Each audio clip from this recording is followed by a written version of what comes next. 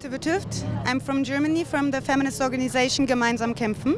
My name is Anne Schneider. I'm also from Germany. I'm an environmental engineer and I'm organized in different city politician groups in Germany.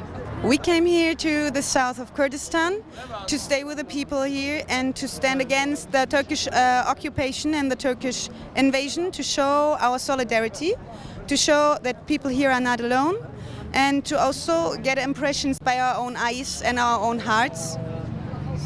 Yeah, because there were really alarming reports about an invasion of Turkey in Kurdish regions here on the Iraqi side of the border.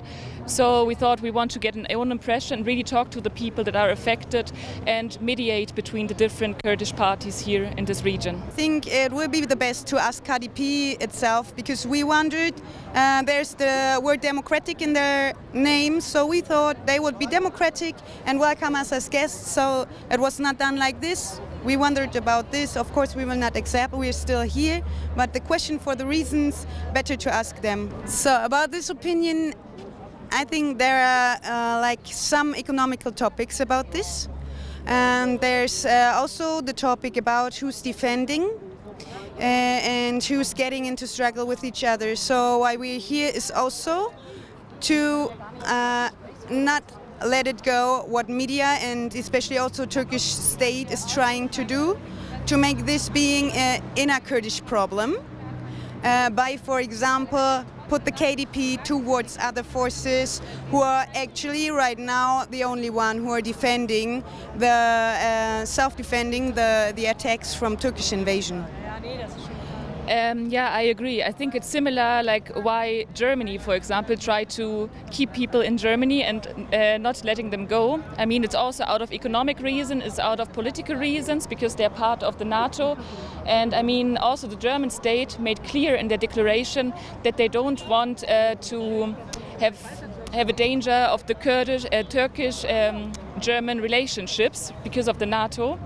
And so I think it's really interesting, but yeah, as you said, I think it's important to ask them yourself. I mean, I think in the past they did, when it was in the fight against Daesh, because it was really good that people were fighting Daesh. But now it's out of interest. Now other interests are much more interesting for the countries. As I said, like the political reasons, like being the NATO, like having economical connections, for example, the weapon industry, which is still like a lot of weapons are exported from Germany, for example, to Turkey. And of course, they're really big interests, and also German government tries to hide this. It's not something that is talked about in public opinion. A lot of people and organizations try to raise this topic, to bring an awareness about this, but the government is really good in trying to not talk publicly about it. Yes, so also Turkey knows about their own geostrategical position as a door between Middle East and Europe. So Erdogan is following his aims, and with this he put the pressure to European countries, he put the pressure to the NATO countries.